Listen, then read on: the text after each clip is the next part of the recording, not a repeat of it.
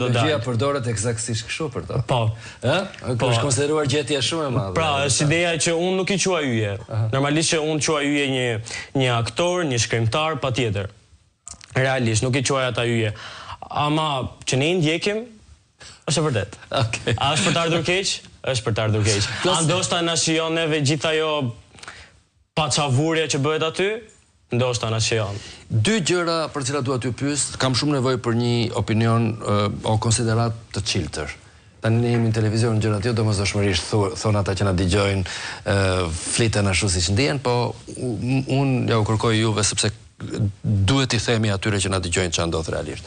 Historia e shpullave, historia e agresivitetit, thikat, grupimet e djemve të Astirit kundër djemve 14 vjeçar buzdirsur e mustaqellinj të freskut për një vajzë apo për vajza. Mungesa e, le të themi, leximit për pjesën më të madhe. Po, kjo është një panoram negative. Normale. E ndjeni ju?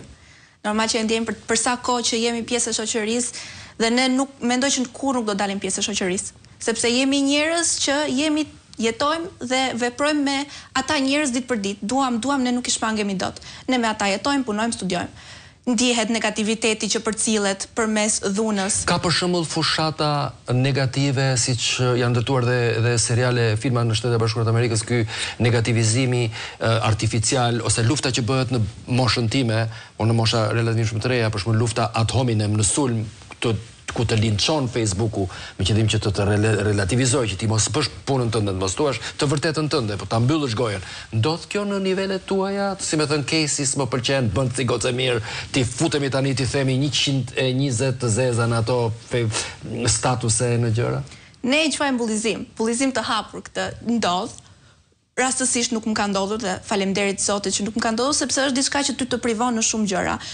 Ty të ndalon të bësh aktivitetet që të pëlqejnë, të ndalon të jesh i sakt dhe në mësime, dhe në familje, dhe në shoqëri, në të gjitha, pra ndikon shumë në personalitetin e njeriut. Jam kurios të di, prindrit tuaj, sa informacion kanë për jetën tuaj online? Atëherë, fillimisht duhet përmendur që